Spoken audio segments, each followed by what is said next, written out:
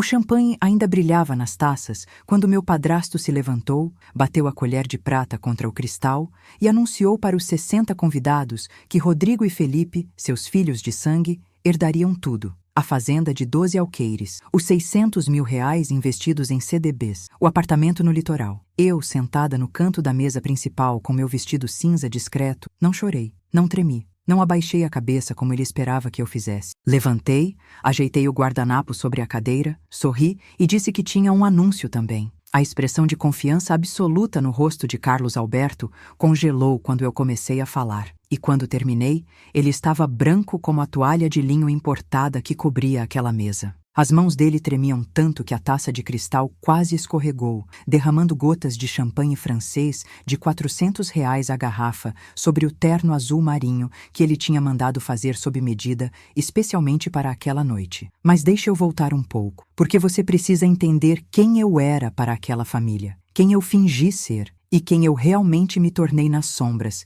enquanto eles me achavam invisível, inofensiva, derrotada. Meu nome é Helena. Tenho 32 anos e durante 17 anos fui conhecida como a burra da casa. Esse era literalmente o apelido que Carlos Alberto me deu quando tinha 15 anos e trouxe para casa uma prova de matemática com nota 7. Rodrigo, um ano mais novo que eu, tinha tirado 9. Felipe, 2 anos mais novo, tinha tirado 8,5. Minha mãe tentou sorrir, passou a mão no meu cabelo com aquele carinho defensivo que ela ainda tinha coragem de demonstrar naquela época e disse que 7 era uma nota boa, que representava conhecimento sólido. Carlos Alberto bufou, pegou a prova da minha mão com um gesto brusco, jogou-a na mesa de jantar como se fosse lixo e disse que não era surpresa, considerando que eu tinha herdado a burrice do meu pai, Roberto Ferreira. Ele tinha morrido quando eu tinha 8 anos. Aneurisma cerebral fulminante, enquanto cortava a grama num sábado de manhã de outubro, céu azul, sol quente, nenhum aviso. Minha mãe encontrou o corpo dele caído ao lado do cortador de grama ainda ligado, a mão direita ainda segurando o guidão. Eu estava dentro de casa assistindo desenho animado. Meu pai morreu a 5 metros de mim e eu nem percebi até minha mãe gritar. Aquele grito. Eu nunca esqueci aquele grito. Minha mãe, Silvia, ficou destruída, literalmente quebrada. Passava dias inteiros na cama, cortinas fechadas, sem comer. Eu, com 8 anos, aprendi a fazer miojo, a lavar minha própria roupa na máquina, a não fazer barulho para não incomodá-la. Ficamos só nós duas por 4 anos. Ela trabalhava como auxiliar administrativa numa escola municipal. Ganhava 1,5 salário, eu estudava em escola pública. A gente se virava. O apartamento de 2 quartos no conjunto residencial Vila Verde era pequeno, 50 metros quadrados mal distribuídos, paredes finas onde dava para ouvir os vizinhos discutindo, mas era nosso. A geladeira às vezes ficava vazia no fim do mês. A gente comia arroz com ovo 4 dias seguidos, mas a gente tinha uma a outra. Eu me lembro de acordar no meio da noite e escutar minha mãe chorando no quarto dela. Me lembro de fingir que estava dormindo quando ela vinha verificar se eu estava bem, porque eu não queria que ela se preocupasse ainda mais. Me lembro de fazer desenhos para ela, de deixar bilhetinhos na geladeira dizendo "Eu te amo, mãe", de tentar fazer ela sorrir. Levou 3 anos para ela voltar a sorrir de verdade, e quando voltou, foi por causa de Carlos Alberto. Então ela conheceu Carlos Alberto numa festa junina da escola onde trabalhava. Era início de junho, tinha fogueira, quentão, barraquinhas de comida típica. Ele era pai de Rodrigo e Felipe, que estudavam lá. Divorciado há 3 anos, segundo ele porque a ex-mulher era desequilibrada e não valorizava o que tinha. Aos 42 anos, ele era dono de uma pequena fazenda de gado de corte na região, herdada do pai dele, e tinha alguns investimentos que ele adorava mencionar em qualquer conversa. Usava camisas polo de grife, Aramis ou Dudalina, sempre com o cavalinho ou o logo bem visível. Dirigia uma Hilux preta 0 km, levantada, com faróis de LED e adesivo da Confederação Brasileira de Rodeio. Tinha aquele jeito de homem que sabe que tem dinheiro e quer que você saiba também. Voz alta, risada confiante, aperto de mão firme demais, olhar que avaliava quanto as coisas custavam. Ele foi encantador no começo, absolutamente encantador. Me chamava de princesa, perguntava sobre a escola, elogiava meus desenhos mesmo sendo ruins, levava a gente para jantar em restaurantes onde eu nunca tinha entrado, lugares com guardanapo de pano e garçom de gravata. Comprou um tablet para mim quando tablets ainda eram coisa de rico, em 2012, um iPad que custava R$ 2.000 e que nenhuma das minhas colegas de escola tinha. Levava minha mãe para passear, viagens de fim de semana para cidades turísticas próximas, hotéis com café da manhã incluído e piscina aquecida. Minha mãe parecia 10 anos mais nova quando estava com ele. O rosto dela, que tinha ficado cinza e cansado depois da morte do meu pai, voltou a ter cor. Ela começou a se arrumar de novo, comprar roupas novas, fazer as unhas, pintar o cabelo, ria mais, cantava tomando banho, fazia planos para o futuro, coisa que não fazia há anos. Eu tinha 12 anos e queria que ela fosse feliz. Queria tanto que ela fosse feliz que quando ela me perguntou, numa noite de sexta-feira, sentadas no sofá velho da nossa sala pequena, o que eu achava de nos mudarmos para a casa do Carlos Alberto, eu disse que achava ótimo. Mesmo sentindo aquele aperto estranho no estômago, mesmo tendo notado que Carlos Alberto era gentil comigo na frente da minha mãe, mas meio distante quando estávamos sozinhos. Mesmo percebendo que os filhos dele, Rodrigo e Felipe, me olhavam como se eu fosse uma intrusa, mas eu queria que minha mãe fosse feliz, então eu sorri e disse que sim, que seria legal morar numa casa grande, ter irmãos, ter uma família de verdade de novo. A casa era realmente grande, 4 quartos, 3 banheiros, sala ampla com pé direito alto, cozinha planejada, área gourmet com churrasqueira de inox, piscina de 12 metros no quintal, aquecida e com iluminação de LED. Ficava num condomínio fechado chamado Portal das Acácias, perto da fazenda. Cada casa num lote de 500 metros quadrados, segurança 24 horas, quadra de tênis, salão de festas. O tipo de lugar que eu via em revista e nunca imaginava morar. Rodrigo e Felipe moravam lá também.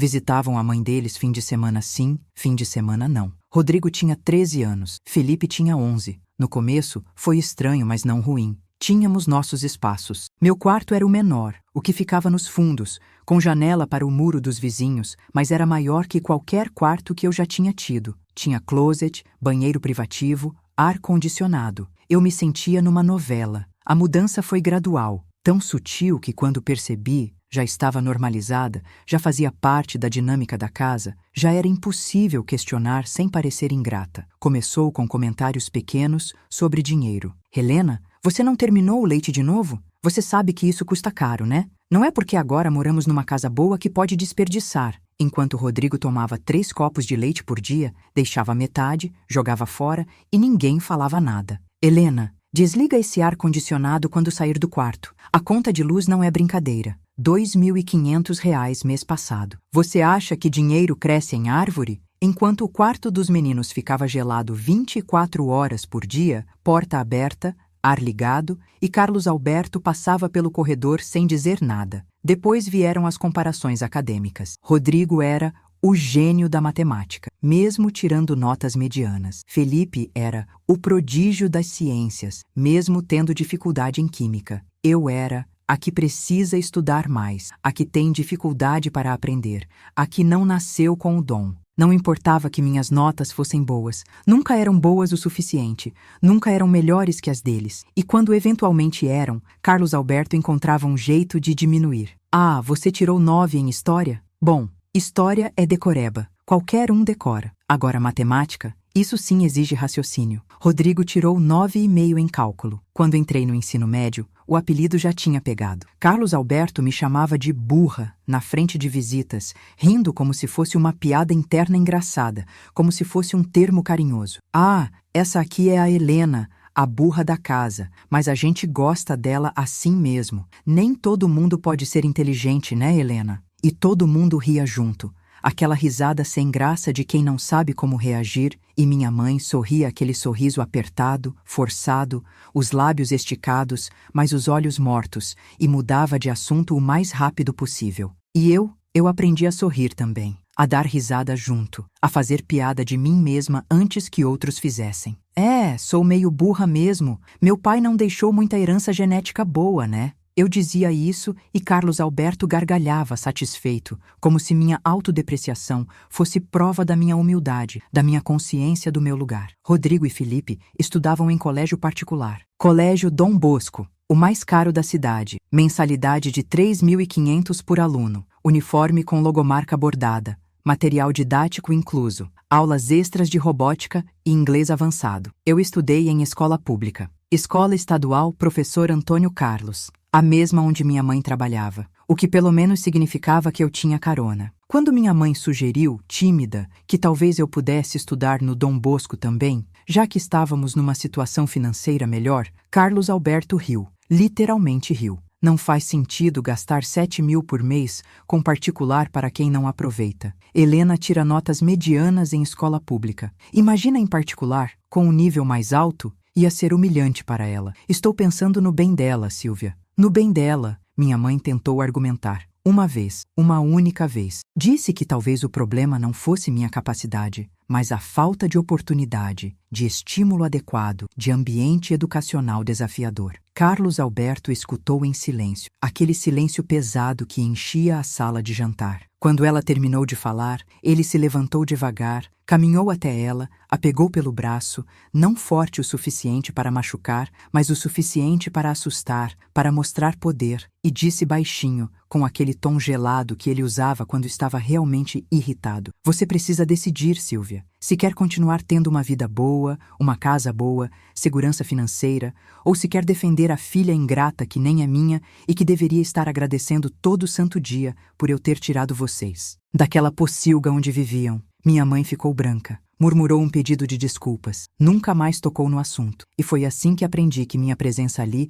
era tolerada, não desejada, que eu devia gratidão eterna, que questionar era arriscar tudo, não só para mim, mas para minha mãe. Rodrigo ganhou um carro quando fez 18, um Honda Civic preto 0 km, modelo LXR, câmbio automático, central multimídia, bancos de couro, faróis em LED. Custou R$ 98.000, parcelados em 60 vezes, mas Carlos Alberto falava como se tivesse pago à vista. Teve festa surpresa na casa, 40 pessoas, churrasco com picanha nobre e costela premium, cerveja liberada, open bar de caipirinha, bolo de 3 andares feito por confeitaria renomada, decoração com balões metálicos, painel de LED com o nome de Rodrigo projetado. Quando fiz 18 anos, 3 meses e meio depois, Carlos Alberto me chamou no escritório dele, fechou a porta, pegou a carteira e tirou R$ 200, 4 notas de 50, velhas, amassadas. Estendeu para mim e disse: "Você já está mocinha agora, Helena. Pode comprar algo bonito para você. Alguma roupa,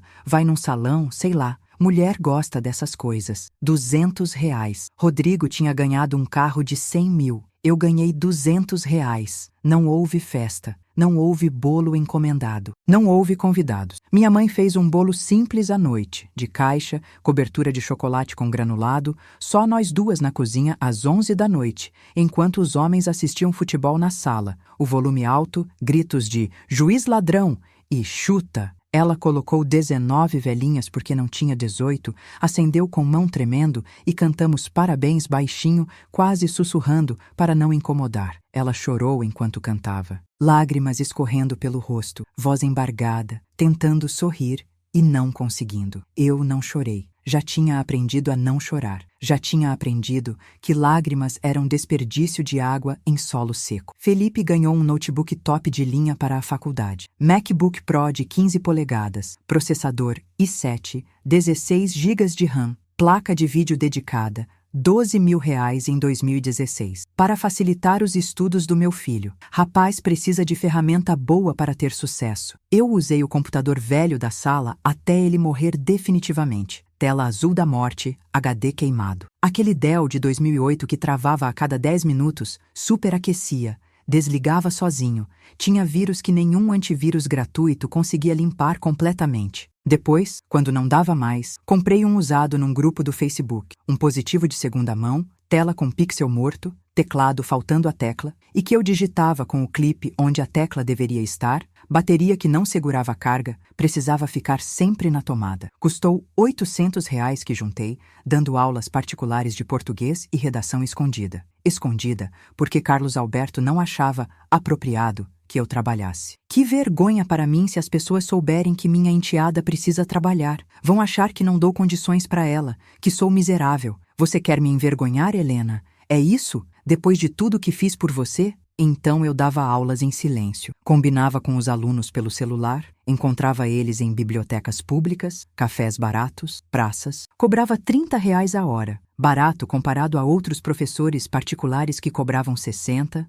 80, mas eu precisava ser competitiva. Cada aluno novo era uma vitória. Cada nota de R$ 30 era um dedo do meio mental para aquele homem. Pegava o dinheiro, guardava numa caixinha de metal que tinha sido de biscoitos, aquelas latas decoradas de Natal, e enterrava no fundo do guarda-roupa, atrás dos cobertores velhos que ninguém mais usava. Contava as notas toda semana. Anotava num caderno pequeno, data, valor, total acumulado. Aos 20 anos, eu tinha juntado R$ 4.300. Cada nota era uma pequena vitória silenciosa. Cada aluno novo era um passo para a liberdade. Cada real guardado era um tijolo na construção da minha fuga. Mas o jantar de bodas, aquele maldito jantar de bodas que mudou tudo. Carlos Alberto e minha mãe completariam 15 anos de casados em novembro de 2018. Bodas de cristal. Ele decidiu que seria uma festa grande, pomposa, inesquecível, para mostrar o que construímos juntos, para celebrar nossa família,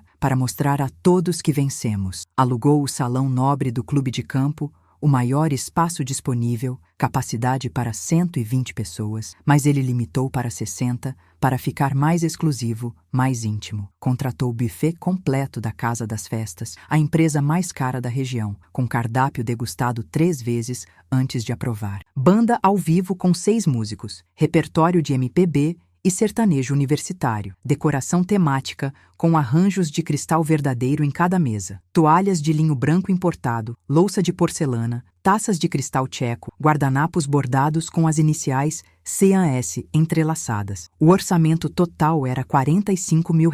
Ele mencionou esse número em toda a conversa. 45 mil. Uma festa digna. Uma festa que ninguém vai esquecer. Nos 2 meses antes da festa, a casa virou um campo minado de tensão permanente. Carlos Alberto estava obsessivo com cada detalhe. Ligava para o buffet 3 vezes por semana para confirmar o cardápio. Visitou o salão 7 vezes para verificar a montagem. Fez 3 reuniões com a decoradora. Experimentou 4 marcas de champanhe diferentes antes de escolher o francês que custava R$ 400 a garrafa. O cardápio precisava impressionar. Entrada de carpaccio de salmão com alcaparras e cream cheese, brusqueta de tomate seco com rúcula. Prato principal com 3 opções: filé mignon ao molho madeira, salmão grelhado com crosta de gergelim e risoto de fungo com lascas de parmesão. Sobremesa de petit gâteau com sorvete de creme e calda de frutas vermelhas. Tudo servido com 3 tipos de vinho, sendo um espumante para o brinde,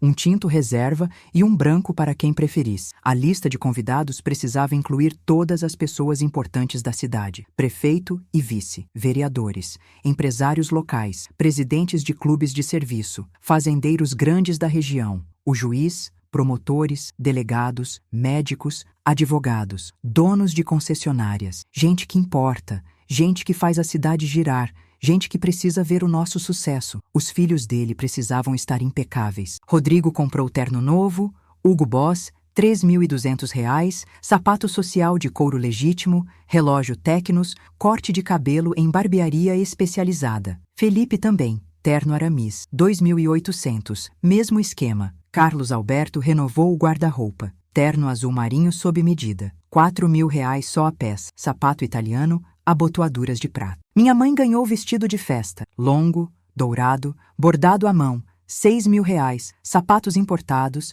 joias alugadas para a ocasião, dia completo em salão de beleza. E eu recebi R$ 500 e a instrução de comprar algo apresentável, nada muito chamativo. Você não é a estrela da noite. Comprei um vestido cinza num brechó de luxo. R$ 800, Madeleine. Tecido bom, corte elegante, discreto. Gastei os outros R$ 700 em documentação. Tradução juramentada do meu histórico acadêmico. Autenticação de documentos em cartório. Taxas de candidatura para universidades. Porque 3 semanas antes do jantar, Carlos Alberto me chamou na sala dele. Era uma quinta-feira à tarde. Cheguei do trabalho às 5, trabalho que ele não sabia que existia.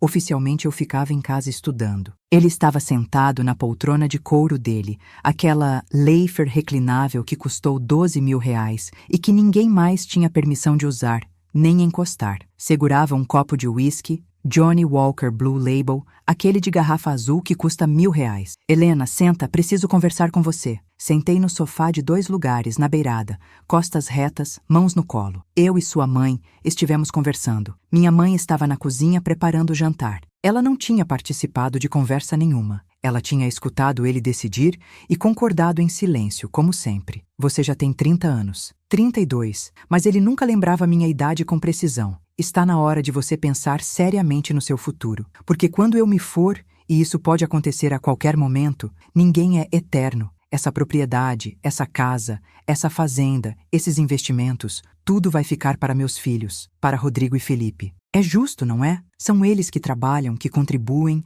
que fazem essa família crescer. Você entende isso, né? Ele fez uma pausa, tomou um gole do uísque, me olhou esperando reação. Dei a ele o que esperava. Silêncio, olhos baixos, submissão. Então, no jantar de bodas, na frente de todos os nossos convidados, vou fazer o anúncio oficial, público, transparente. Rodrigo vai ficar com a fazenda e metade dos investimentos. Felipe vai ficar com o apartamento de praia e a outra metade. São 600 mil reais em aplicações, rendendo bem, garantindo o futuro deles. Boa herança, não é? Construí isso com muito suor. 60 convidados ouviriam que eu não valia nada, que 15 anos vivendo naquela casa não significavam nada, que eu era, oficialmente, descartável. Um peso, um favor que ele fez e agora podia desfazer. Entende por que eu estou te avisando antes? Ele continuou, se inclinando para a frente, cotovelos nos joelhos, para você não ficar surpresa no dia, para você poder se preparar, emocionalmente, psicologicamente. Sua mãe também concorda que é o mais justo. Ela entende. E você, sendo a moça inteligente que,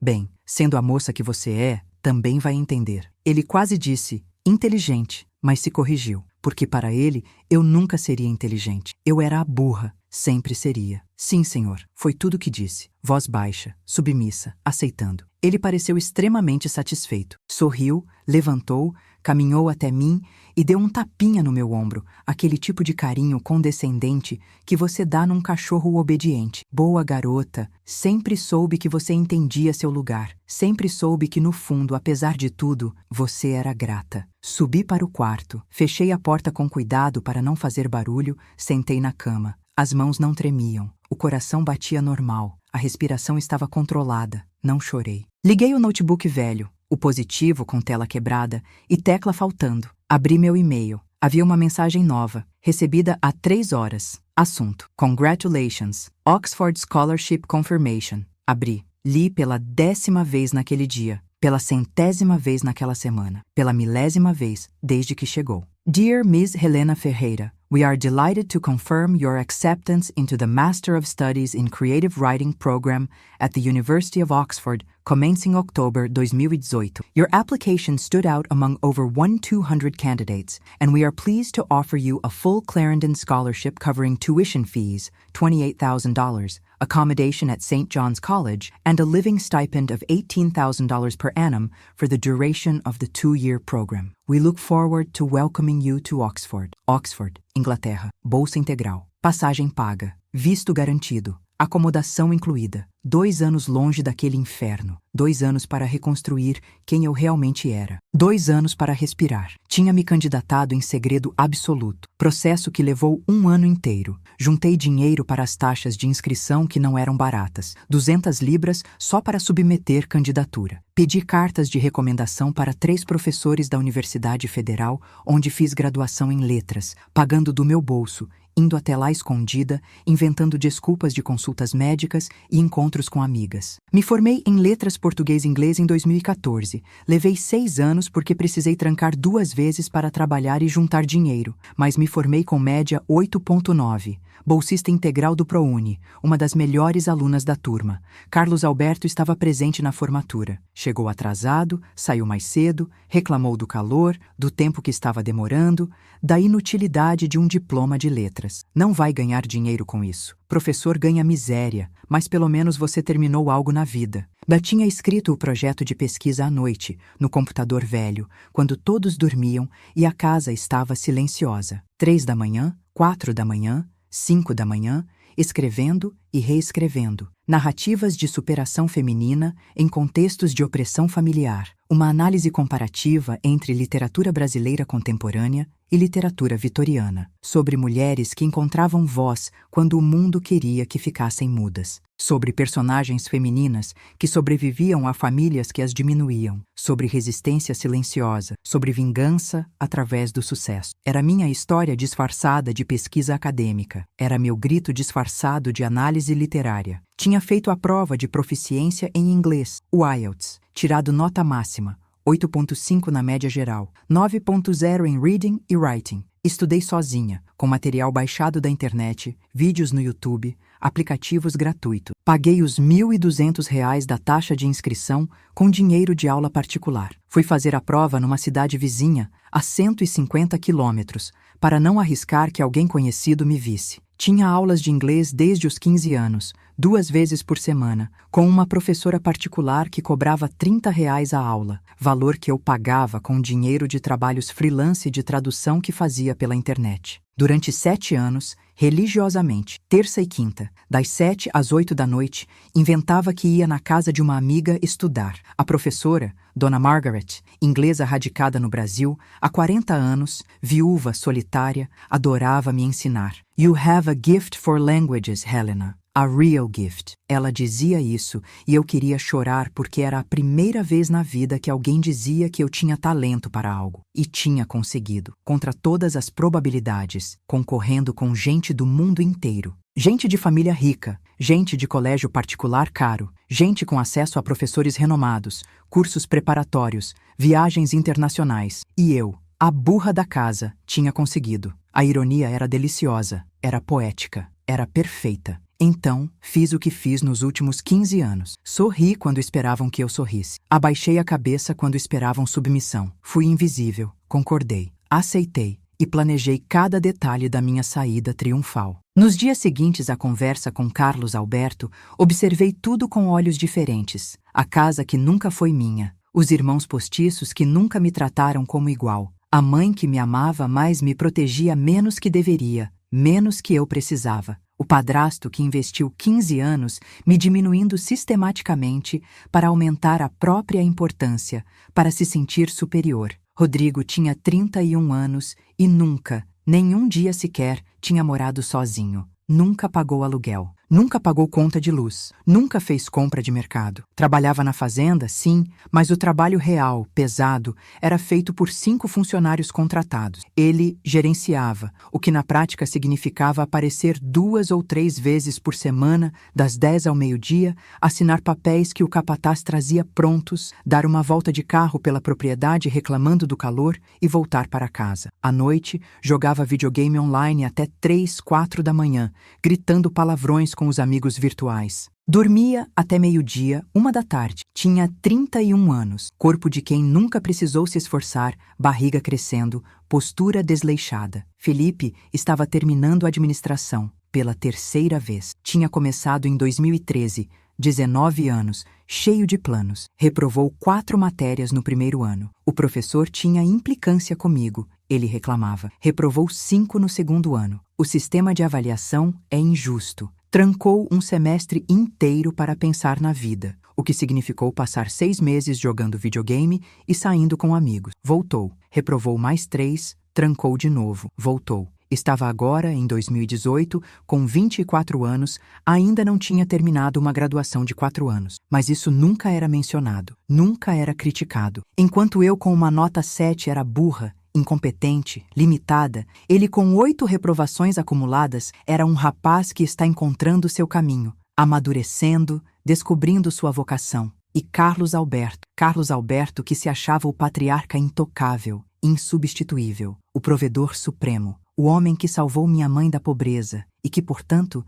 tinha direito vitalício de me tratar como quis, que construiu um império, que merecia respeito, admiração, gratidão eterna. O que ele não sabia, o que ninguém naquela casa sabia, era que eu tinha investigado, discretamente, metodicamente, pacientemente. Porque quando você passa anos invisível numa casa, as pessoas se esquecem completamente que você existe. Conversam como se você não estivesse lá. Deixam papéis importantes sobre a mesa, sem preocupação. Esquecem de fechar arquivos confidenciais no computador. Não trancam o escritório. Não escondem documentos. Porque, afinal, o que a burra da casa faria com informações complexas? Ela nem entenderia. 3 anos atrás, num sábado de tarde, Carlos Alberto e os filhos foram pescar no lago da fazenda. Minha mãe foi visitar uma amiga. Fiquei sozinha em casa, oficialmente descansando. Entrei no escritório dele. A porta estava aberta. Sempre ficava. Comecei a olhar. Gavetas, arquivos, pastas. Encontrei documentos da fazenda, balanços financeiros dos últimos 10 anos. Os lucros não eram o que Carlos Alberto alardeava em churrascos e jantares. A fazenda estava dando prejuízo consistente há 5 anos. Prejuízo crescente. 2013, menos 70 mil. 2014, menos 95 mil. 2015, menos 110 mil. 2016, menos 80 mil. 2017, menos 140 mil. Total acumulado, menos 495 mil reais. Fotografei cada documento com o celular. Upload para a nuvem privada. Continuei procurando. Encontrei contratos de investimento. Os famosos 600 mil reais. Extrato detalhado. 400 mil eram da herança que minha mãe tinha recebido em 2010, quando a avó dela, Alzira, morreu. Apartamento vendido, valor investido. Mas investido em nome de Carlos Alberto porque ele entendia mais de finanças, sabia fazer dinheiro render, tinha experiência. Minha mãe assinou uma procuração dando poder total a ele. Confiou, acreditou. Os outros 200 mil não eram dele. Eram de um empréstimo empresarial que ele tinha feito no Banco do Brasil em 2014, usando a fazenda como garantia. 4 anos depois, não tinha pago 1 centavo de principal. Só pagava juros quando pagava. Estava com 3 prestações atrasadas. O banco já tinha mandado 5 notificações de cobrança. A sexta seria a execução judicial. Fotografei tudo. O apartamento de praia? Encontrei o contrato, guardado numa pasta marcada Patrimônio, comprado em 2011 por 380 mil. Mas em 2015, Carlos Alberto tinha feito um refinanciamento, pegando empréstimo contra o valor do apartamento, 450 mil emprestados para investir em melhorias na fazenda. As melhorias nunca aconteceram. O dinheiro desapareceu em buracos operacionais. O apartamento agora tinha dívida hipotecária maior que seu valor de mercado. Estava tecnicamente submarino. Fotografei. A Hilux preta? Encontrei o contrato de leasing.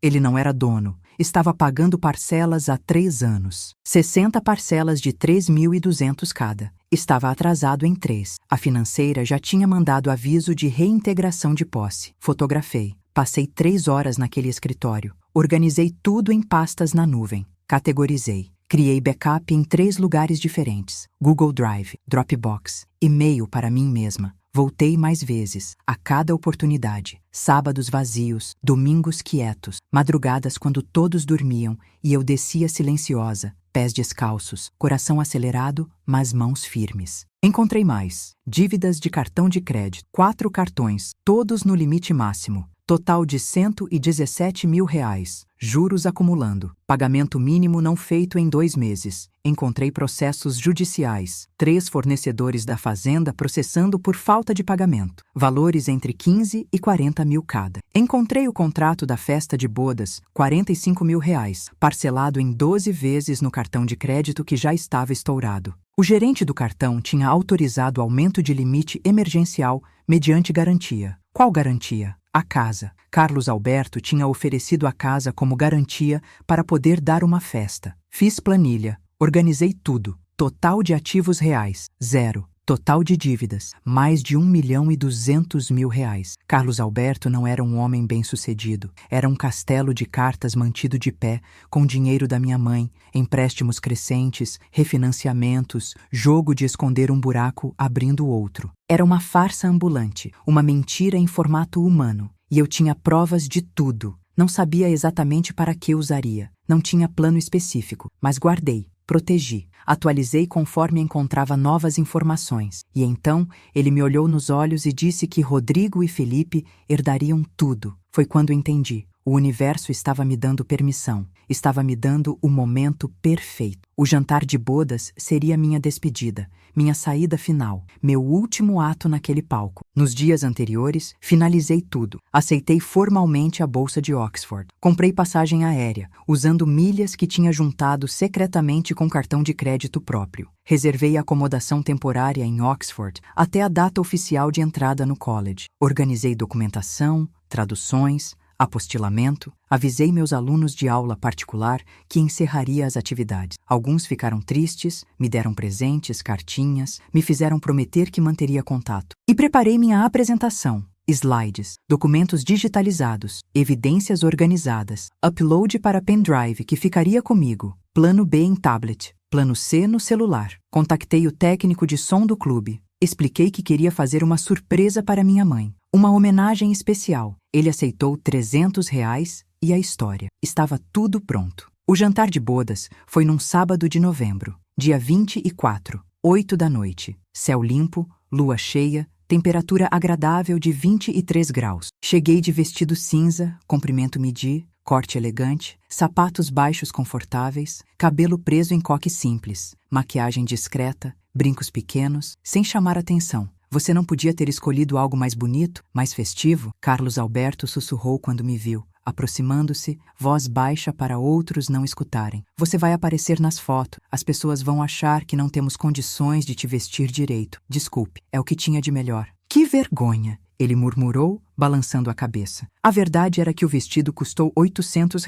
Era bonito, era apropriado. Eu só não ia desperdiçar algo chamativo numa noite onde o objetivo era passar despercebida até o momento certo. Era estratégia, camuflagem. O salão estava absolutamente deslumbrante. Lustres de cristal gigantescos, 10 mesas redondas de 6 lugares cada, toalhas brancas imaculadas descendo até o chão. Arranjos florais brancos e dourados em cada mesa, rosas, lírios, orquídeas, pelo menos R$ 500 por arranjo. Painel de LED na entrada projetando fotos do casal, slideshow preparado, momentos escolhidos ao longo de 15 anos, pista de dança de madeira polida, palco para a banda, bar aberto num canto, 3 garçons circulando com bandejas de espumante. O custo daquela decoração sozinha provavelmente pagaria 1 ano de aluguel num apartamento decente. Minha mãe estava radiante. Vestido dourado longo, bordado à mão com pedrarias aplicadas, decote elegante, caimento perfeito, cabelo em coque sofisticado, mecha solta emoldurando o rosto, maquiagem profissional, cílios postiços, pele impecável, joias alugadas, colar de brilhantes, brincos combinando. Ela estava linda, genuinamente linda, e feliz, pelo menos parecia. Carlos Alberto estava de terno azul marinho sob medida, tecido italiano, corte impecável, botões dourados, camisa branca engomada, gravata de seda azul clara, abotoaduras de prata, cabelo grisalho perfeitamente cortado, barba feita, perfume caro que dava para sentir a 3 metros. Sorria largo, cumprimentava cada pessoa que chegava com abraços efusivos, apertos de mão prolongados. Que bom te ver. Obrigado por estar aqui. Essa noite é especial. Rodrigo e Felipe estavam ao lado dele, ambos de terno preto, poses ensaiadas, sorrisos artificiais de quem foi instruído a parecer feliz e bem-sucedido. Rodrigo com a namorada nova, modelo aspirante, vestido vermelho muito curto. Felipe com amigos, sem par, solteiro ainda. Eu fui colocada na ponta da mesa principal, literalmente na ponta. Tinha uma mesa em formato de U onde a família principal sentaria. Minha mãe no centro do U, Carlos Alberto ao lado dela, um espaço vazio do outro lado simbolicamente reservado para o amor eterno deles. Rodrigo à esquerda de Carlos Alberto, depois a namorada dele. Felipe à direita de minha mãe, depois a cadeira vazia. E eu, na extremidade esquerda, separada por 2 cadeiras vazias, quase caindo para fora da composição. Posicionamento visual claro, família principal no centro, extensão irrelevante na ponta. As pessoas chegaram. 60 convidados, todos pontuais, vestidos formalmente, cumprimentos efusivos, exclamações de "Que festa linda! 15 anos, que maravilha! Vocês são um casal inspirador, família abençoada." Reconheci muito. Prefeito Vasconcelos, 60 anos, barriga proeminente, terno cinza. Vice-prefeita Márcia, 50 e poucos, vestido rosa choque, excesso de joias. Vereadores. Juiz Monteiro, 70 anos, respeitado, todo de preto, empresários locais, dono da maior concessionária da região, presidente do clube de campo, médicos, advogados, fazendeiros, gente importante, plateia perfeita. Sentamos para jantar, entrada servida às 9, carpaccio de salmão em pratos individuais de porcelana, brusqueta em seguida, vinho branco circulando, garçons atentos preenchendo taças, conversas educadas, risadas, alguém contando piada, outro falando de investimentos, alta do dólar, política, prato principal servido às 9h40, filé mignon ao ponto, risoto cremoso, legumes grelhados, apresentação impecável, vinho tinto agora, reserva especial, Carlos Alberto falando alto, dominando conversas, contando histórias de sucesso da fazenda, inventando lucros, exagerando conquistas. As pessoas escutavam, impressionadas ou fingindo estar. Sobremesa às 10h15, petit gâteau, sorvete derretendo na crosta quente, calda vermelha escorrendo, café servido, licor oferecido. E então chegou a hora do discurso. Carlos Alberto se levantou devagar, teatralmente, pegou a colher de prata, bateu contra a taça de cristal 3 vezes. Tim, tim, tim. O som ecoou. Conversas cessaram. Atenção total. Meus amigos, família, pessoas queridas que fazem parte da nossa vida. Voz alta, clara, praticada. Hoje é uma noite especial. Hoje completamos 15 anos de união. Bodas de cristal. Um marco que poucos casais alcançam nos tempos modernos, onde tudo é descartável. Aplausos educados, algumas pessoas batendo nas taças. Viva! Quando conheci Silvia, há exatos 18 anos atrás, ela era uma mulher que precisava de ajuda. Ele colocou a mão no ombro dela, gesto possessivo disfarçado de afetuoso. Uma viúva, com uma filha pequena, lutando para sobreviver, vivendo em condições muito humildes. Eu abri meu coração, minha casa, minha vida. Dei a elas tudo o que precisavam: teto, comida, educação, dignidade. Minha mãe sorria, mas eu via a tensão nos cantos da boca, a rigidez no pescoço. Ela odiava quando ele falava assim. Odiava ser pintada como projeto de caridade. E hoje, posso dizer com orgulho imenso, construímos uma família. Gesticulou amplamente. Uma família de sucesso, de valores, de futuro. Mais aplausos, menos entusiasmados agora. Algumas pessoas olhando desconfortáveis. Rodrigo, Felipe, ele apontou para os filhos. Meus rapazes, meu sangue, meu legado, vocês me enchem de orgulho todo dia. Os dois sorriram, meio sem graça. E hoje quero anunciar oficialmente, diante de todos vocês, testemunhas do nosso sucesso, algo que já discutimos em família, mas que agora torno público. Aqui vinha o momento, a fazenda que construí com suor, com trabalho árduo, com noites sem dormir e dias sob sol escaldante. Essa fazenda vai ficar com Rodrigo. Olhou para o filho, que tentou parecer humilde e falhou. Ele demonstrou capacidade, dedicação, merece ser o próximo guardião do patrimônio que levei décadas para construir. Algumas pessoas bateram palmas, outras apenas acenaram com a cabeça. Felipe receberá nosso apartamento na praia,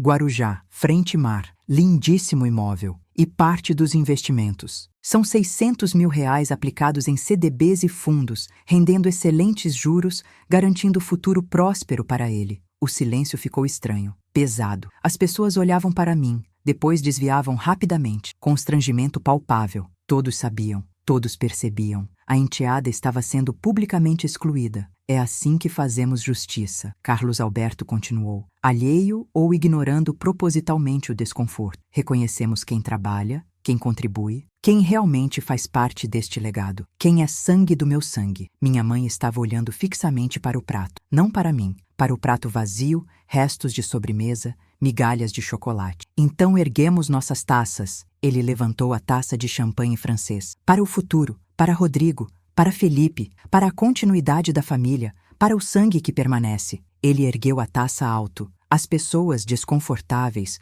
constrangidas, ergueram também. Movimento relutante. Alguém tossiu. Outra pessoa ajeitou o guardanapo nervosamente. O juiz Monteiro franziu a testa, claramente desaprovando. Foi nesse momento exato que me levantei. O movimento foi súbito. A cadeira arranhou no chão. Barulho alto na quietude tensa. Algumas pessoas se assustaram visivelmente. Carlos Alberto me olhou, taça ainda erguida, confusão estampada. Eu nunca interrompia, nunca chamava a atenção. Nunca, em 15 anos, tinha falado em público naquelas situações. Ajeitei o guardanapo sobre a cadeira com calma. Respirei fundo, olhei ao redor, fazendo contato visual com várias pessoas, e sorri. Sorri genuinamente. Eu também tenho um anúncio, disse, e minha voz soou mais firme, mais clara, mais poderosa que jamais tinha soado naquela casa. 15 anos de voz abafada, sufocada, saindo de uma vez. Carlos Alberto abriu a boca para falar, para me interromper, para me colocar no lugar, mas eu continuei antes que conseguisse. Primeiro,